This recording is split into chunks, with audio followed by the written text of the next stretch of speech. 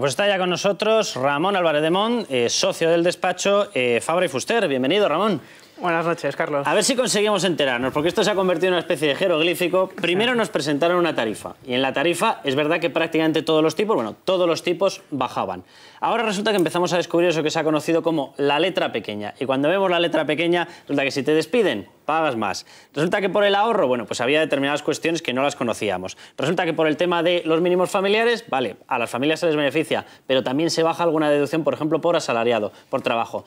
¿Se sale ganando con esta rebaja? ¿Se sale ganando poco? ¿Se sale perdiendo? ¿En qué estamos? Bueno, la verdad es que es una buena pregunta porque hay que analizar, digamos, la generalidad de situaciones en primer lugar y después ir a sectores concretos. Se sale ganando en general para aquellas rentas más desfavorecidas, aquellos contribuyentes con una base imponible, digamos, más reducida, porque efectivamente, como habéis indicado, se produce una rebaja en los tipos. Si te parece, porque tenemos un gráfico preparado, de hecho, con los distintos tramos de renta, que yo creo que es lo que está esperando la gente ver. Es decir, en mi caso, si yo gano 20.000, si yo gano 40.000, ¿qué es lo que me toca? ¿Gano o pierdo? Entonces, te voy a pedir que me acompañes, vamos a verlo en el plasma y directamente allí lo vamos hablando. Porque luego además tenemos, ya te lo adelanto, preguntas de la gente que nos ha estado mandando, así que prepárate, porque preguntan de todo. Preguntan por las indemnizaciones por despido, preguntan por el tema de módulos, hay mucha preocupación entre los autónomos. Vamos a ir viendo los tramos de renta, es decir, los sueldos, por simplificar esta historia. Bueno, rendimientos por trabajo, ¿vale? Para una persona que sea mileurista puro, 12.000 euros. ¿Se sale ganando en esta rebaja?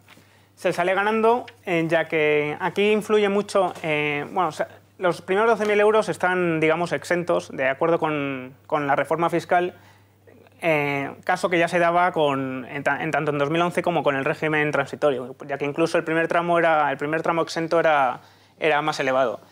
¿Por qué se sale ganando? Porque aquí sí que entran e influyen mucho los mínimos personales familiares, que se incrementan sustancialmente, y porque también, bueno, digamos que se favorece mayores reducciones a nivel de familias numerosas o familias con situaciones algo especiales de dependencia de... Es decir, los mileuristas, según los gráficos que ha pasado el propio Ministerio, pasarían a tener una reducción del total. Es decir, pasarían a no pagar impuesto. Efectivamente. Por los mileuristas, que más o menos equivalen a 12.000 euros anuales exactamente, pasarían a, digamos, a salirles el año fiscalmente gratis. O sea, que estos sí que serían los que salen ganando claramente de esta rebaja. Efectivamente. Siguiente tramo. Vamos a poner una persona que gane 15.000 euros. ¿Estos salen ganando, salen perdiendo? ¿Cómo queda el tema?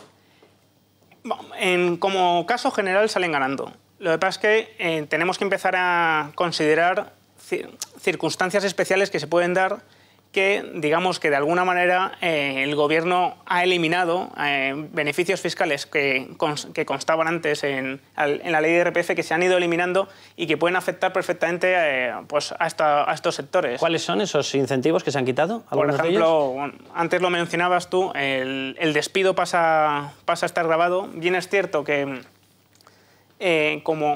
en el caso del despido, digamos que queda grabado lo que exceda de 2.000 euros anuales por año de cómputo a efectos de calcular la indemnización laboral. Claro, pero es que eso puede ser mucho, ¿no?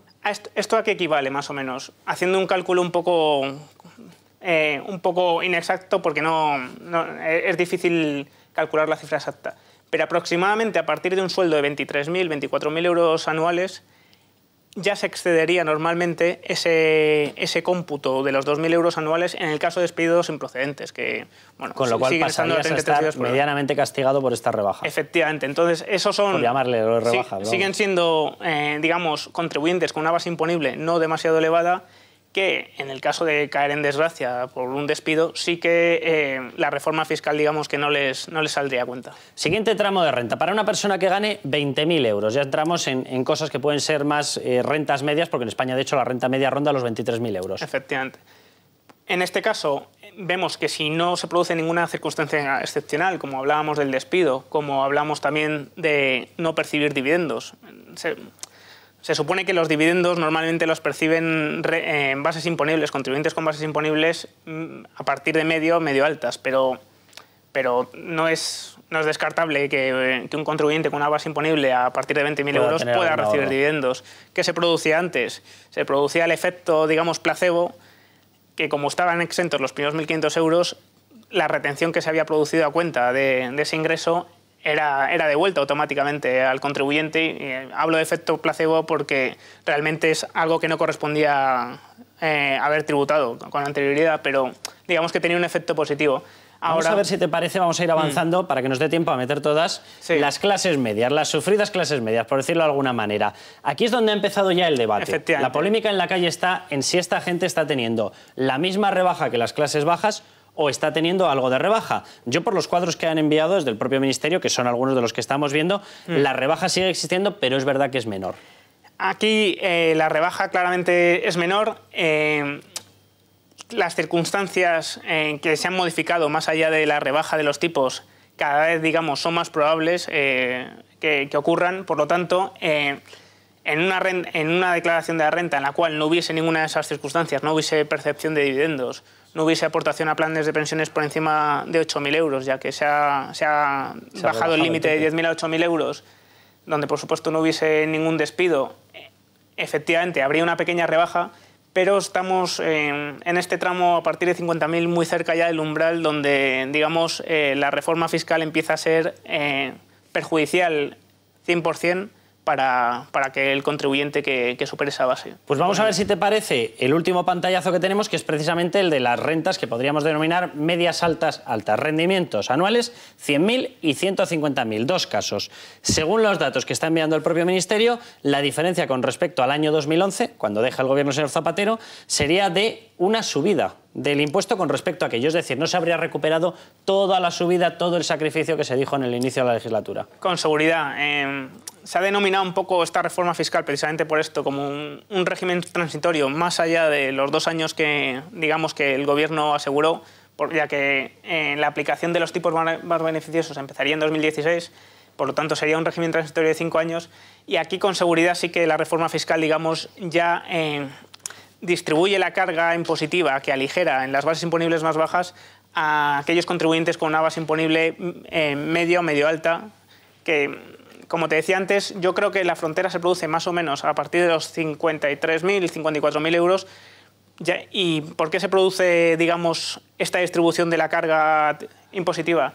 Porque como anteriormente teníamos 7 tramos y se han reducido a 5, los tramos se hacen más anchos y el último tramo, sobre todo en los primeros euros, ¿no?, en las primeras decenas de miles de euros, prácticamente se elimina la progresividad, ya que es un único tramo que ya grava al 45% y que especialmente aquellas bases imponibles que van de los 60.000 a los 100.000, 150.000 euros es especialmente gravoso. Es decir, que podríamos resumir que todas las rentas salen ganando con respecto al IRPF que tenemos en estos momentos, pero no todas salen ganando con respecto al IRPF que teníamos en 2011. Eso con total seguridad. Es verdad que con respecto al régimen transitorio hay una diferencia sensible, pero como anunció el gobierno, era un régimen transitorio y realmente la comparación correcta yo creo que corresponde a hacerse con el año 2011. Oye, pues te vamos a hacer las preguntas que nos ha enviado la gente, a ver cómo sales de ellas. María, adelante. Hay una pregunta, Carlos, muy generalizada y es el tema de los alquileres. Hay muchos espectadores que alquilan un local o una vivienda y quieren saber de qué manera les afecta esta nueva reforma fiscal y cómo va a quedar ahora este asunto.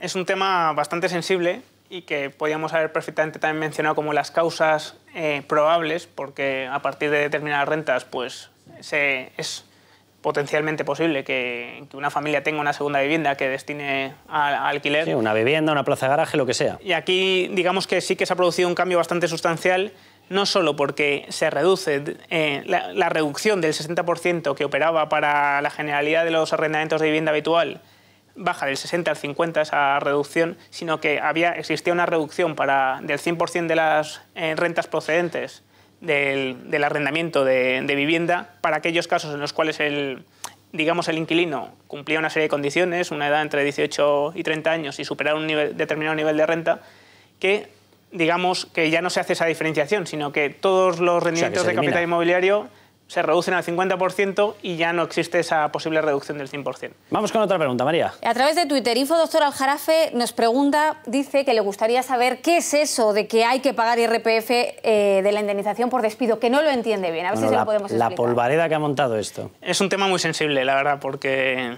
bueno, desgraciadamente está afectando a mucha gente y quizás es más sensible esa afectación para las rentas más bajas. Digamos que va a quedar una parte exenta que se va a corresponder con los 2.000 euros por año atribuido en el cálculo de la indemnización. Es decir, que si llevas 20 años trabajando en una empresa, podrías deducirte 20 años, o mejor dicho, tener libre de impuestos 20 años por 2.000. 40.000 euros, digamos, quedarían exentos, pero, por ejemplo, si la indemnización fuese de 80.000 euros, en ese caso, esos 40.000 euros se corresponderían con un rendimiento del trabajo que tributaría durante ese año impositivo y que sería objeto pues, de una retención por parte de la empresa a la hora de pagar la indemnización. El tema de las pensiones, que también preocupa mucho. Marilí Domingo nos dice, mi marido y yo somos pensionistas, cobramos el mínimo. ¿Nos afecta en algo? El gobierno, digamos que aseguran que es una medida beneficiosa, digamos, la reforma fiscal para los pensionistas. Para las pensiones mínimas deberían beneficiarse, digamos, como tramo, digamos, bajo dentro de la escala impositiva, deberían beneficiarse de esta medida valga la redundancia, beneficiarse también de la rebaja de los tipos.